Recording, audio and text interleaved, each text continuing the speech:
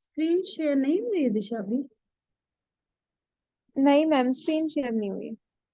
Okay, अब देखो हो रही है। Yes ma'am. ओके डियर, देखो आज जो हमारा टॉपिक है ना वो डेफिनेशंस के रिगार्डिंग है। और जितना भी हमारा थ्योरेटिकल क्वेश्चन है ना, जैसे हमने थोड़ा सा यूं तो समझ लिया कि क्या हमारा स्क्वायर ऑफ अपोजिशन था, जो समझने वाले टॉपिक थे वो हमारे खत्म हो गए इंडियन लॉजिक से पहले। ठीक है दिशा, आज जो हम करने वाले हैं वो थोड़ा थ्योरेटिकल पार्ट को हम टच करने वाले हैं। बात समझ रहे हो? और इसमें अगर आपने ये जितने भी पेजेस हैं, कितने 24 पेजेस, अगर आपने अच्छे से समझ लिए तो आपके 2 मार्क्स पक्के हैं। हो सकता है अगर 2 क्वेश्चन आ गए तो 4 मार्क्स। डन? नहीं तो 2 मार्क्स तो आपके पक्के ही पक्के हैं। ओके, अब देखो ओके। हमारा सबसे पहले हमारा आर्ग्यूमेंट का टॉपिक है। कौन सा टॉपिक है? आर्ग्यूमेंट।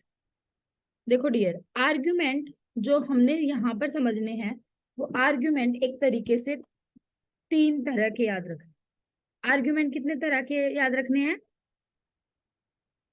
मैम 3। 3 तरह के। एक याद रखना है आपने डिडक्टिव, एक याद रखना है इंडक्टिव, और एक याद रखना है आपने एब्डक्टिव। डन? अब देखो, yes ma'am. Deductive argument, inductive argument, abductive argument. पहले जो हमारा मेन जो पोर्शन है वो समझना है डिडक्टिव और इंडक्टिव, क्योंकि यहाँ से क्वेश्चन बहुत ज्यादा रिपीट होते हैं। ठीक है, और ये आपका रिसर्च के अंदर भी आ सकता है इंडक्टिव डिडक्टिव। ये आपका टीचिंग एप्टीट्यूड के अंदर भी आ सकता है, और लॉजिकल रीजनिंग में भी आ सकता है। मतलब इंडक्टिव डिडक्टिव से तो क्वेश्चन आना ही आना है। मेरी बात समझ रहे हो? तो देखो डियर, इंडक्टिव डिडक्टिव आप कैसे याद रखोगे?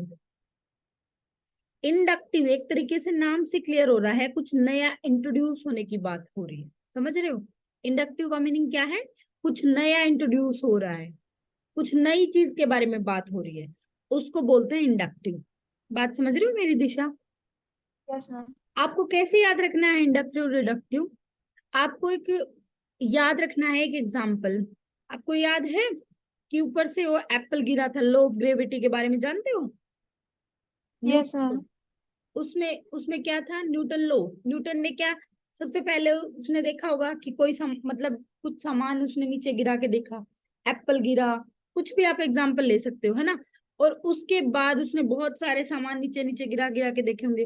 फिर उसने लास्ट में देखा कि ये किस वजह से नीचे आ रहा है, ड्यू टू ग्रेविटेशन फोर्स की वजह से नीचे आ रहा है। ऐसा सोचा? समझ रहे हो?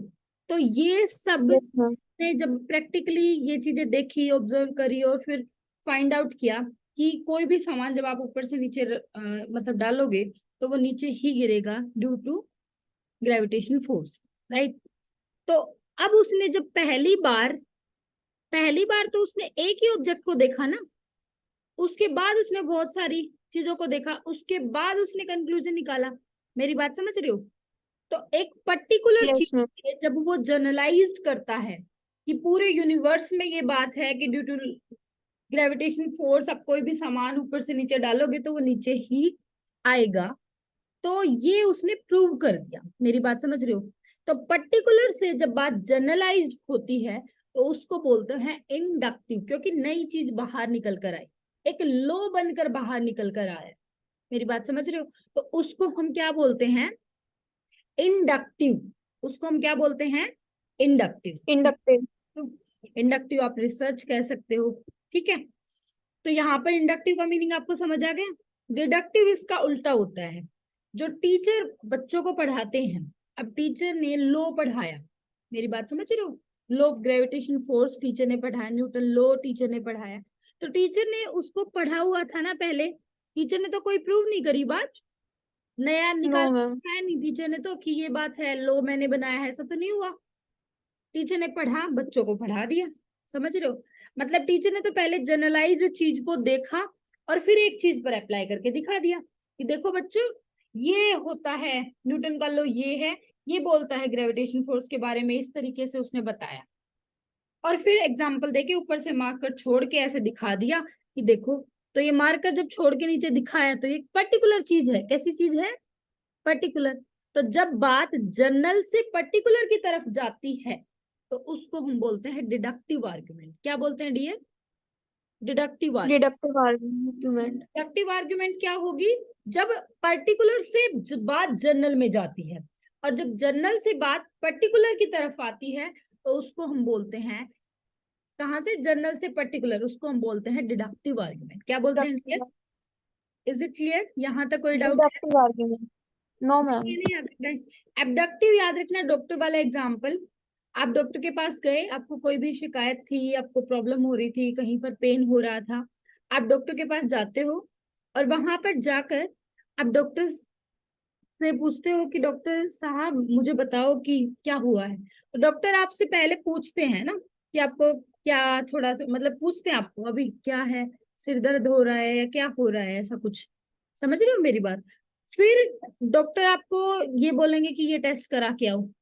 समझ रहे हो? मतलब आपके कहने पर, आपकी बॉडी को देखकर, वहां से जो उनको पता चला उसके बिहाफ पर उन्होंने आपके टेस्ट लिखे हैं। तो वो जो स्टडी उन्होंने करी है, वो एक तरीके से जो रिसर्च करी है उसको बोलते हैं एबडक्टिव। मेरी बात समझ रहे हो? तो ये रिसर्च में आएगा। यस। क्लियर बात? अब मैं जो बताने जा रही हूँ दिशा, वो ये है कि आपके यहाँ पर जितने भी डिडक्टिव आर्ग्यूमेंट के रिगार्डिंग क्वेश्चन आए हैं, जितने इंडक्टिव आर्ग्यूमेंट के रिगार्डिंग क्वेश्चन आए हैं, जो प्रीवियस ईयर में पेपर में पहले आ रखे हैं यूजीसी नेट वाले पेपर में, वो मैंने यहाँ पर कंक्लूजन निकाला हुआ है। कंक्लूजन नहीं निकाला हुआ, यूं के यूं लिखे हुए हैं। आप खुद यहाँ पर देखोगे कि किस तरीके से क्वेश्चन जो है बार बार घूम रहा है। मेरी बात समझ रहे हो? देखो, सबसे पहले डिडक्टिव आर्ग्यूमेंट का मतलब होता है व्हाट इज एब्सोल्युटली ट्रू। ये वाली चीज आपको जब समझ में आएगी जब आप पूरे के पूरे ये पढ़ लोगे। ठीक है? एब्सोल्युटली ट्रू वाली बात अभी आपको समझ नहीं आएगी। पहले आप यहाँ पर आ जाओ कि डिडक्टिव आर्ग्यूमेंट के अंदर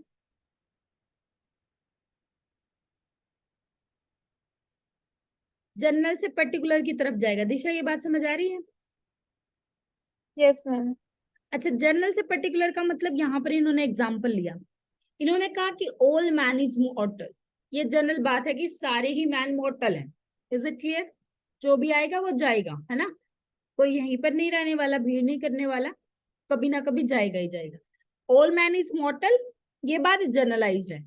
फिर हमने कहा राम इज अ मैन। जब सारे मैन मॉर्टल हैं और राम एक मैन है, तो राम भी क्या होगा? देर को राम इज मॉर्टल।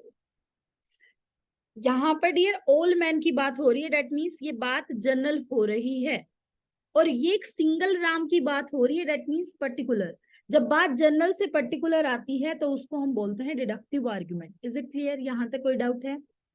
फिर दोबारा से नो पेपर में, मैम। यहाँ पर एक बार पेपर में आया क्वेश्चन, यहाँ दोबारा फिर पेपर में इस तरीके से क्वेश्चन पूछा गया, फिर दोबारा से पेपर में आया क्वेश्चन कि जनरल टू पर्टिकुलर क्या होता है, तो उसको भी हम लोग क्या बोलते हैं? डिडक्ट। देन आगे फिर आपसे क्वेश्चन पूछा गया नेक्स्ट कि अगर आपसे पूछा जाए कि सिलोजिस्टिक रीजनिंग का नेचर कैसा होता है।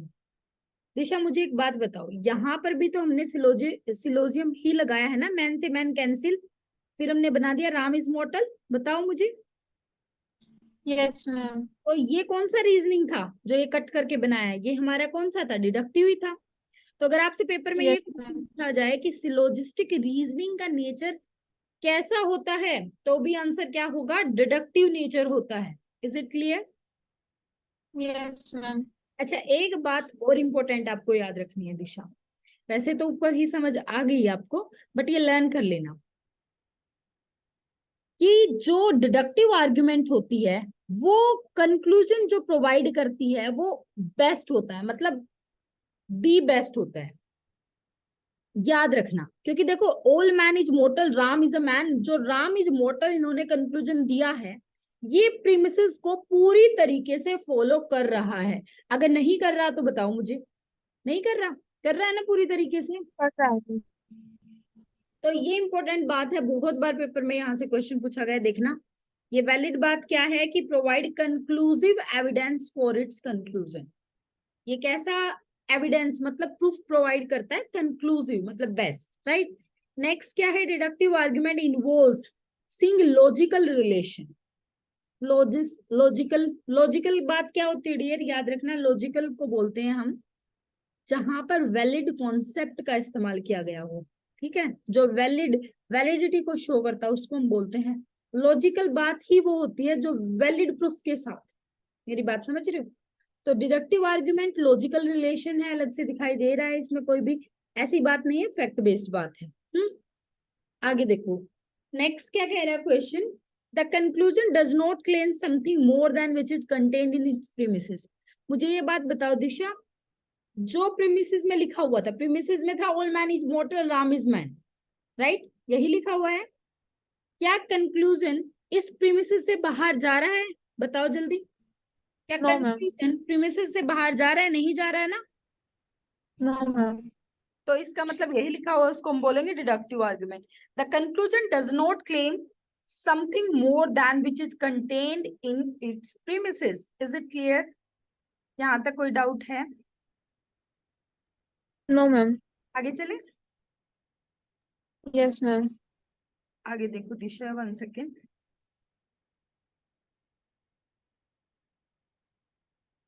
नेक्स्ट क्वेश्चन है, the conclusion is supported by the premises conclusively. Very, यही सेम टू सेम क्वेश्चन नहीं है ऊपर वाला जो ऊपर आया था? सेम क्वेश्चन रिपीट हो रहा है कि प्रीमिसेस को पूरी तरीके से सपोर्ट कर रहा है, वही लिखा हुआ है। उसके बाद है डिडक्टिव आर्गुमेंट कंक्लूजन प्रीमिसेस को कंक्लूसिवली फॉलो करता है। ये तो मैंने हिंदी में, एक हिंदी मीडियम के स्टूडेंट की वजह से लिखा हुआ है। ठीक है, नेक्स्ट देखो डियर, फिर सेम बात रिपीट हो रही है। क्या रिपीट हो रही है सेम बात? When the conclusion of an argument follow from its premises conclusively, तो उस आर्गुमेंट को क्या बोलेंगे Disha? Deductive argument. Excellent. Next, valid बात कब होगी? अब ये बात एक बार नोट बुक में नोट डाउन कर लो डियर, मैं एक बार लिखवा देती हूँ आपको। ये और कर लिया तो और अब फिर आपका कुछ भी नहीं रहेगा। देखो दिशा, अगर मान लो आपके सामने प्रीमिसेस ट्रू हो, कैसी प्रीमिसेस हो? ट्रू हो, तो कंक्लूजन आपका ट्रू बनेगा। कैसा बनेगा? ट्रू बनेगा। ट्रू। या अगर आपके सामने दो प्रीमिसेस ट्रू हो, दोनों की दोनों ट्रू हो, तो कंक्लूजन ट्रू बनेगा। अगर आपके सामने फॉल्स प्रीमिसेस हो, तो कंक्लूजन आपका ट्रू भी बन सकता है और फॉल्स भी बन सकता है। ठीक है, मेरी बात समझ रहे हो? अगर आपके सामने एक ट्रू प्रीमिसेस हो, एक फॉल्स प्रीमिसेस हो, तब भी आपका जो कंक्लूजन है वो सेम बन सकता है, ट्रू भी और फॉल्स भी, ऊपर वाला ही। ठीक है, अगर आपके सामने दोनों की दोनों फॉल्स प्रीमिसेस हो, तब भी आपका जो कंक्लूजन है वो ट्रू भी बन सकता है और फॉल्स भी बन सकता है। मेरी बात समझ रहे हो? याद, यस मैम। दिशा ये लर्न करना है आपको। क्या बोला मैंने, याद रखना, ट्रू प्रीमिसेस से कंक्लूजन ऑलवेज ट्रू ही बनेगा। अगर आपने ट्रू प्रीमिसेस से कंक्लूजन फॉल्स बना दिया तो आपका वो इनवैलिड आर्गुमेंट माना जाएगा, वो वैलिड नहीं रहेगा। रिपीट करना मेरी बात, क्या बोला मैंने? ट्रू प्रीमिसिव है तो जो कंक्लूजन होगा वो 100% ट्रू ही होगा। हाँ जी, अगर आपने उसको फॉल्स बना दिया तो आपका फिर वो इनवैलिड मान लिया जाएगा, वो फिर वैलिड नहीं रहेगा। बात समझ रहे हो? इसी तरीके से दोनों ट्रू प्रीमिसेस से कंक्लूजन ऑलवेज ट्रू बनेगा, फिर भी अगर आपने उसको फॉल्स बना दिया तो भी वो इनवैलिड माना जाएगा, राइट? अच्छा, फॉल्स प्रीमिसेस से कंक्लूजन ट्रू भी बन सकता है, फॉल्स भी बन सकता है, दोनों वैलिड हो सकते हैं। एक ट्रू प्रीमिसेस हो, एक फॉल्स प्रीमिसेस हो, उससे भी कंक्लूजन ट्रू भी बन सकता है, फॉल्स भी बन सकता है, दोनों वैलिड रहेंगे। दोनों की दोनों फॉल्स प्रीमिसेस हो, उससे भी कंक्लूजन ट्रू भी बन सकता है, फॉल्स भी बन सकता है, और ये भी वैलिड ही रहेंगे। मेरी बात समझ रहे हो? यहां से क्वेश्चन बहुत बार रिपीट हुआ है दिशा। अब देखना, आप खुद से देखना कितनी बार क्वेश्चन रिपीट होगा। देखो ध्यान से पढ़ते जाना। कह रहे its premises and conclusion are all false. क्या सारे के सारे फॉल्स हो सकते हैं डियर? प्रीमिसेस भी और कंक्लूजन भी? Yes ma'am. Very good. Next, its premises are false but conclusion is true. क्या फॉल्स प्रीमिसेस से कंक्लूजन ट्रू हो सकता है? Yes ma'am. Its premises and conclusion all are true. क्या सारे के सारे ट्रू हो सकते हैं? Yes ma'am. आगे, इनवैलिड कब होगी deductive argument? Its premises are true but its conclusion is false. True premises से अगर कंक्लूजन आपने फॉल्स बना दिया तो वो कैसी आर्ग्यूमेंट मानी जाएगी? Invalid. Excellent. Next, an argument which one true premises, one false premises and a false conclusion may be valid. Is it clear? Yes ma'am. आगे देखो, एक ट्रू प्रीमिसेस एक फॉल्स, ये तो मीनिंग बताया हुआ है मैंने। Next, an argument with one true premises, one false premises and a true conclusion may be valid. Yes or no? Yes ma'am. Next, an argument with two false premises and a false conclusion may be valid. दो yes ma'am. false, ध्यान ध्यान दो दिशा, दो false और conclusion false हो सकता है। Okay. Yes ma'am. Invalid कब होगा? an argument with the two true premises and a false conclusion may be valid. दो ट्रू से false बन सकता है? बन नो सकता मैम। है? नहीं बन सकता। नहीं एक्सीलेंट, बन सकता मैम। Very good. नेक्स्ट देखो, the conclusion should be supported, फिर दोबारा से रिपीट हो गया question. The conclusion should be supported by premises. ठीक है ना? अब आप ये मत बोलना आपने क्यों लिख रखा है, ये पेपर में ही आ रखे हैं दिशा। ठीक है, मैं तो आपको दिखा रही हूँ। Next, the conclusion must follow from the premises necessarily. Word अलग अलग हो जाता है, कभी कंक्लूसिवली वर्ड दे देते हैं, कभी नेसेसिटी वाला वर्ड दे देते हैं, आगे कुछ और दे देंगे, वर्ड वर्ड चेंज कर देते हैं, उसके सिनोनियम चेंज कर देते हैं, सेम वैसे यूं का यूं मीनिंग होता है। ठीक है। नेक्स्ट है the argument may be valid और इनवैलिड। हाँ जी, ये बात मैं आपको लर्न कराऊंगी कि आर्गुमेंट वैलिड इनवैलिड होता है, वो थोड़ा आगे एक बार एक वर्ड है मैं याद कराऊंगी तीनों का मीनिंग। ठीक है, आगे देखो, आर्ग्यूमेंट वैलिड इनवैलिड हो सकता है, ये बातें हमें पता है क्योंकि अभी हम मतलब पढ़ते आ रहे हैं कि वैलिडिटी को शो करता है, ये इनवैलिडिटी को शो करता है। आगे देखो, इनवैलिड कब होगा? रिपीट दोबारा से, premises are all true but its conclusion is false, तो क्या हो जाएगा, वैलिड या इनवैलिड? इनवैलिड। उसके बाद बताओ, its premises and conclusion all are true, valid. its premises and conclusion all are false, valid. its premises are all false but its conclusion is true. Valid. हाँ जी, repeat फिर आ गया, premises are false conclusion is true, हो सकता है premises are false conclusion are all yes ma'am. false, हो सकता है premises are true ये भी हो true, ये भी हो सकता है। invalid क्या है? premises are true conclusion are false। देखो अब खुद देखा दिशा कितनी बार रिपीट हुआ ये क्वेश्चन। Yes ma'am. नेक्स्ट देखो, अगला देखो, डिडक्टिव आर्ग्यूमेंट एग्जाम्पल। एग्जाम्पल है डियर, एग्जाम्पल आ रखा था, ये बताना था आपको ये कौन सा आर्ग्यूमेंट है। एग्जाम्पल में क्या लिखा हुआ है कि there are 24 CDs in top shelf of my book case. मेरी बुक केस के टॉप सेल्फ में 24 सीडीज हैं एंड 14 ऑन लोअर सेल्फ, और लोअर सेल्फ में 14 है। There is no other CD in my book case, और किसी भी सेल्फ में एक तरीके से पूरे के पूरे बुक केस में 24 और 14 को छोड़कर बाकी कहीं पर कोई भी सीडी नहीं रखी हुई। Therefore there are 38 CDs in my book case, इसीलिए मैंने कंक्लूजन निकाला कि टोटल 38 सीडी मेरी बुक केस में है। क्या दिशा, ये जो कंक्लूजन है क्या ये ऊपर प्रीमिसेस को पूरी तरीके से फॉलो कर रहा है या नहीं कर रहा, मुझे ये बताओ। कर रहा है मैम। कर रहा है ना, क्योंकि 38 के अलावा कोई है ही नहीं सीडी। तो क्या हो यस जाता है, मैम। कौन सा आर्ग्यूमेंट है जो कंक्लूजन पूरी तरीके से डिडक्टिव। फॉलो करता है, उसको हम डिडक्टिव आर्ग्यूमेंट बोलते हैं। आगे फिर रिपीट है question, the relation that exist between premises is that of logical necessity. Valid proof के ऊपर जो बेस्ड होता है उसको भी हम डिडक्टिव ही बोलते हैं। Next question, a valid deductive argument if premises are true then conclusion must B,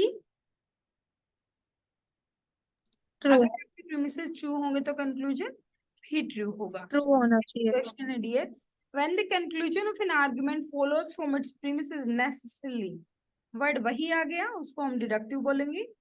next question क्या है, in which of the following argument the relation that exists between premises and conclusion is that of logical necessity, ये भी वही answer है, deductive. Done. ये वाला जो question है डियर फिर रिपीट हो गया, ये वाला क्वेश्चन ऐसा ही इंडक्टिव में भी आएगा, मैं दिखाऊंगी, अभी आप ध्यान से देखो। The argument which claims that its conclusion is conclusively supported by its premises, बस थोड़ा सा वर्ड का डिफरेंस मिलेगा, नहीं तो सेम मिलेगा। उसको इंडक्टिव बोलेंगे, इसको डिडक्टिव बोलेंगे। इसमें क्या लिखा हुआ कि जो आर्गुमेंट क्लेम करता है कि उसका जो कंक्लूजन है वो पूरी तरीके से सपोर्ट करता है बाय इट्स प्रीमिसेस के द्वारा, तो उसको हम बोलते हैं deductive argument. Is it clear? अब चलें आगे। Yes ma'am. डिडक्टिव में कोई डाउट हो तो पूछ सकते हो दिशा। No ma'am. आगे चले इंडक्टिव आर्गुमेंट। इंडक्टिव मैंने थोड़ा सा बता दिया था, आपने क्या याद रखना है, जब कोई नई चीज की इन्वेंशन की बात होती है तो हम उसको बोलते हैं इंडक्टिव आर्गुमेंट, राइट। अच्छा, अभी मैंने ये बोला था ना कि ये जो लाइन है फर्स्ट लाइन, इसका आंसर आपको बाद में पता चलेगा। अब मुझे ये बताओ, क्या डिडक्टिव आर्गुमेंट आपको फैक्ट बेस्ड डाटा के बारे में नहीं बताता? ये बता देते हैं ना कि क्या सही है, what is yes ma'am. Absolutely true. तो इसका आंसर देता है आपको deductive argument. Is it clear? पहले में ये बता यस। देता, समझ नहीं आता आपको, ठीक है। उसके बाद आता है हमारा दिशा इंडक्टिव आर्गुमेंट। सॉरी, ऊपर गया। इंडक्टिव आर्गुमेंट क्या होते हैं? अब ये जो what is observe true, most probably, ये वर्ड भी आपको बाद में ही समझ में आएंगे किसका आंसर ये देता है। पहले अपने सिंपल सी बातें समझते हैं, क्या क्या पेपर में क्वेश्चन आया वो चीज हम देखते हैं। पहली बात है, पर्टिकुलर से जनरल जाती है बातें। आपको पता है पहले एक एप्पल गिरा था और उससे बात कहाँ पर गई थी? पूरे के पूरे ब्रह्मांड में, है ना। यूनिवर्स में बात अप्लाई हो गई थी, जनरलाइज हो गई थी। एक बात से जनरलाइज जब होती है तो उसको हम क्या बोलते हैं डियर? इंडक्टिव। Inductive argument. देखो क्वेश्चन है राम इज मॉर्टल, हमने राम को देखा, हमने कहा राम मॉर्टल है। हमने श्याम को देखा, श्याम मॉर्टल है। हमने रीता को देखा, रीता मॉर्टल है। हमने ऐसे ऐसे बहुत सारे लोगों को देखा मॉर्टल। फिर हमने कंक्लूजन निकाल दिया कि ऑल मैन इज मॉर्टल, ये सारे ही आदमी मॉर्टल हैं। तो जब बात शुरुआत एक से होती है, पर्टिकुलर से जब बात जनरलाइज्ड होती है, तो उसको हम बोलते हैं इंडक्टिव आर्गुमेंट। एक यहाँ पर इंपॉर्टेंट बात ये रहती है डियर, यहाँ से ये जो लाइन लिखी हुई है यूनिफॉर्मिटी ऑफ नेचर, ये बहुत बार पेपर में रिपीट हुई है। यूनिफॉर्मिटी ऑफ नेचर मतलब कि इसका जो नेचर है वो यूनिफॉर्म है, सबके लिए सेम तरीके से अप्लाई होते हैं, राइट। नेक्स्ट है a reasoning where we start with certain particular statement. एक ऐसी रीजनिंग जहां पर हम एक पर्टिकुलर स्टेटमेंट से शुरू करते हैं और कंक्लूड करते हैं यूनिवर्सल स्टेटमेंट, मतलब कि एक जनरल स्टेटमेंट। यूनिवर्सल का मतलब क्या होता है डियर? जनरल। तो उसको हम बोलते हैं inductive argument. Is it clear? Yes ma'am. आगे Disha, inductive logic study the way in which a premises may support a conclusion without entailing it। Dear देखो एक बात मेरी सुनो, यहाँ पर राम मोर्टल है, श्याम मोर्टल है, ओल मैन मोर्टल है। क्या ये ओल मैन पूरी तरीके से प्रीमिसेस को फॉलो कर रहा है? क्या यहाँ पर मान लो हमने देखा मोनू को, क्या मोनू ऊपर प्रीमिसेस में गिवन है? प्रीमिसेस में तो दो ही नाम गिवन है नो। ना, राम और श्याम। Yes ma'am. लेकिन ओल मैन में तो बहुत सारे लोग हैं, सभी लोग हैं, है ना। तो ये एक तरीके से मतलब बताता है पूरे 100% की, जिस तरीके से डिडक्टिव आर्गुमेंट पूरे 100% श्योरिटी के साथ बोलता था कि प्रीमिसेस को वो फॉलो कर रहा है पूरी तरीके से, ऐसे ये कंक्लूजन तो नहीं फॉलो कर रहा ना। Maybe no word ma'am. यहाँ पर, ठीक है। जहां पर वहां पर डिडक्टिव में पूरी तरीके से आ रहा था वहां पर, है ना, देखा था ना वहां पर। यहाँ पर यस मैम। पूरी तरीके की बजाय क्या आएगा? मे बी ऐसा करके वर्ड आएगा, ठीक है। सपोर्ट, मे बी ऐसे करके। देखो लिखा हुआ है ना, inductive logic studies the way in which a premises may support a conclusion without entailing it. Done. आगे क्या है? इंडक्टिव में प्रीमिसेस सपोर्ट करती है कंक्लूजन को, ये तो हमने पढ़ लिया। रिपीट क्या है dear? Inductive argument always proceed from particular to general. Inductive reasoning presuppose, क्या प्रीसपोज करता है inductive reasoning? Uniformity in human nature या यूनिफॉर्मिटी इन नेचर, ये भी हम पहले कर चुके हैं। The conclusion is claimed to follow from its premises, claimed to, है ना। Yes, ma'am. The conclusion conclusively follow from its premises, ये हमारा डिडक्टिव है। The conclusion based on observation and experiment, O plus ई क्या था हमारा, O प्लस ई research में पढ़ा होगा। Empirical. हाँ, इम्पीरिकल इन नेचर भी हमारा इंडक्टिव का ही होता है, ठीक है जी। यूनिफॉर्मिटी ऑफ नेचर फिर रिपीट हो गया। If we want to seek new knowledge, नई कोई भी बात होगी, क्या होगा आंसर, इंडक्टिव, ठीक है जी। आगे चले दिशा। Yes, ma'am. The conclusion must be based on it's observation and experiment, answer क्या होगा, Inductive. Inductive. Inductive inference, inference का मतलब कंक्लूजन ही होता है। refers to inferring about the whole population based on the observation, answer क्या आएगा observation से, Inductive. हाँ जी।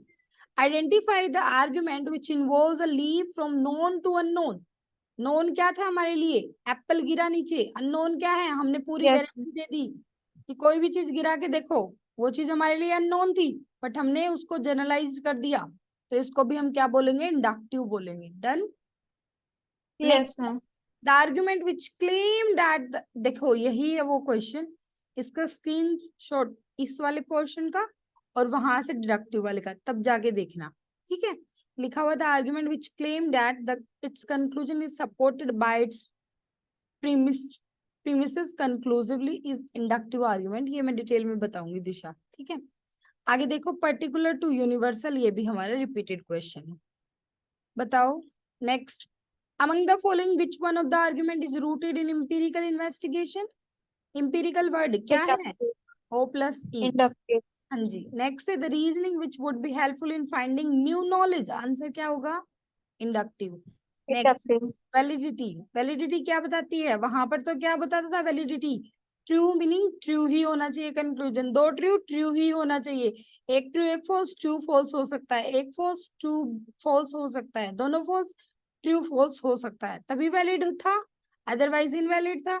ये आंसर देता है Yes, ma'am. the premises are true, the conclusion is probably true, is may be true, जो आंसर देता है कि ट्रू मस्ट नहीं होना चाहिए, उसमें मस्ट का आंसर देता था ना कि अगर प्रीमिसेस ट्रू है तो कंक्लूजन मस्ट भी ट्रू, ट्रू होना चाहिए, लेकिन यहाँ पर है probably true, may be true, हो सकता है नहीं भी हो सकता। इज इट क्लियर, जो इसका आंसर देता है वो वैलिड होगा इंडक्टिव में, डिडक्टिव में नहीं होगा। समझ में आई बात मेरी दिशा। Yes, ma'am. उसके बाद है evidence is used instead of proved fact, inductive में आप प्रूव्ड फैक्ट को तो नहीं लेते हो, प्रूव तो बाद में ही करोगे, एविडेंस को लेते हो, ठीक है जी। अब यहाँ पर आप पढ़ सकते हो, फर्स्ट लाइन समझ आई अब, ऑब्जर्वेशन ट्रू 100% ट्रू की गारंटी नहीं देता inductive argument. Done.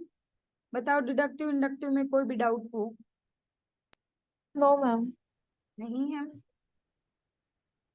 Venn diagram वाला टॉपिक और कराऊं या यहीं तक कराऊं, ये बताओ, 3 मिनट करा दो मैम.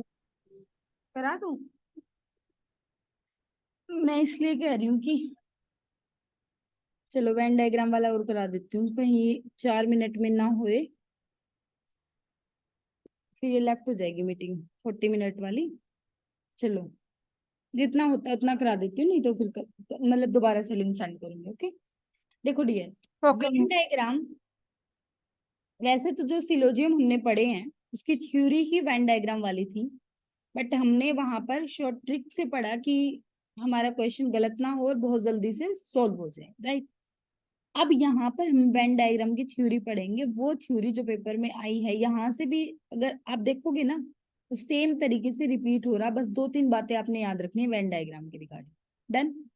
एक तो याद रखना डियर, जो वेन डायग्राम होता है ना वो वैलिडिटी को शो करता है, किसको शो करता है, Validity. दूसरी बात, वेन डायग्राम आपकी कंफ्यूजन को क्लियर करता है, आपकी क्लैरिटी प्रोवाइड करता है वेन डायग्राम। मतलब हो सकता है जो आप तुक्के लगाओ, जैसे आपने ट्रिक याद करी, वो ट्रिक आप भूल सकते हो, बट वेन डायग्राम अगर आपने समझ लिया तो, और अगर आपने उसके थ्रू क्वेश्चन सोल्व कर दिया तो वो आपकी अंडरस्टैंडिंग को बढ़ाता है, आपका क्वेश्चन गलत नहीं होगा। मेरी बात समझ रहे हो? वही कुछ लिखा हुआ है, देखो बार बार रिपीट होगा question. Venn diagram represent and assess the validity. Validity question में आ गया तो आप आंख बंद करके उसका आंसर Venn diagram लगा देना, ठीक है? Of the elementary inference with the help of Boolean algebra of classes. Next है represent and access the validity. फिर आंसर आ गया, क्या आएगा? Validity देखते ही आंसर लगाना है Venn diagram. नेक्स्ट है dear, Venn diagram is a clear method of notation. जो Venn diagram होता है वो वेगनेस नहीं रहता, आपको आपकी कंफ्यूजन क्रिएट नहीं करता, वो एक क्लियर मेथड है नोटेशन का। डन। उसके बाद नेक्स्ट है Venn diagram is the most direct method of testing the validity. Answer क्या आएगा? Venn diagram. नेक्स्ट है इन Venn diagram method the 3 overlapping circle are drawn for testing a categorical syllogism. Learn कर लो दिशा ये बात कि Venn diagram के अंदर 3 overlapping circle होते हैं जो कि कैटेगोरिकल सिलोजिज्म को टेस्टिंग के लिए बनाए जाते हैं। अगर आ जाए पेपर में 2 ओवरलैपिंग सर्कल तो काटा लगा देना, मतलब कि वो कि रॉन्ग है। डन। नेक्स्ट गलत बात क्या लिखी हुई है? इन Venn diagram method the premises and conclusion of a categorical syllogism is diagram. दिशा मेरी बात सुन रहे हो? Venn diagram के अंदर यस मैम। Venn diagram के अंदर हम प्रीमिसेस का Venn diagram बनाते हैं, कंक्लूजन ड्रॉ किया जाता है, मतलब अपने आप फाइंड आउट किया जाता है, उसका हम डायग्राम नहीं बनाते हैं। और ये बात लिखी हुई है इसीलिए गलत है। नेक्स्ट है Venn diagram represent the argument graphically. Argument मतलब प्रीमिसेस, और प्रीमिसेस को ग्राफिकली रिप्रेजेंट करता है Venn diagram, ये बात सही है। उसके बाद देखो Venn diagram can enhance our understanding, ये बात सही है ना, याद हो गई? नेक्स्ट है Venn diagram is a yes clear ma'am. Method of notation. फिर रिपीट हो गया क्वेश्चन। गलत बात क्या है? Venn diagram may be valid और इनवैलिड। हाँ जी, ये बात याद रखना, Venn diagram वैलिड इनवैलिड नहीं हो सकता। आर्ग्यूमेंट जो अभी हमने पढ़ी थी ना, इंडक्टिव डिडक्टिव, वो वैलिड या इनवैलिड हो सकती हैं। Venn diagram वैलिडिटी को शो करता है, इनवैलिडिटी को नहीं शो करता। अगर ऐसा लिखा हुआ है तो वो गलत है। और जो आपकी प्रीमिसेस हैं, जो आपकी स्टेटमेंट है, वो ट्रू या फॉल्स हो सकती है। 3 बात रट लो दिशा। जो आपकी स्टेटमेंट है, प्रीमिसेस हैं, जो प्रपोजिशंस है, प्रीमिसेस हमने बात करी थी ना सबसे पहले सिलोजिज्म वाला टॉपिक किया था जब, वो आपकी ट्रू या फॉल्स हो सकती है। क्या हो सकती है? ट्रू या फॉल्स। जो आपकी आर्ग्यूमेंट है, चाहे डिडक्टिव हो, इंडक्टिव, एबडक्टिव हो, वो आपकी क्या हो सकती है? वैलिड या इनवैलिड। जो Venn diagram है वो वैलिड इनवैलिडिटी को शो नहीं करता, वो वैलिडिटी को शो करता है, खाली और खाली वैलिडिटी को। डन। नीचे गलत बात है यस मैम। और आपकी मीटिंग लेफ्ट होने वाली है दिशा। गलत बात क्या है? It can be either valid और इनवैलिड, ये गलत बात है। सही बात क्या है? Venn diagram represent proposition as well as classes, मतलब कि प्रपोजिशन को ही तो Venn diagram शो करता है, कंक्लूजन तो निकल कर आता है। नेक्स्ट है it can provide clear method of notation, ये क्लियर मेथड है नोटेशन का, ये भी रिपीटेड है। It can provide the direct method of testing the validity. Validity answer Venn diagram. Next है it is a method of testing the validity. Answer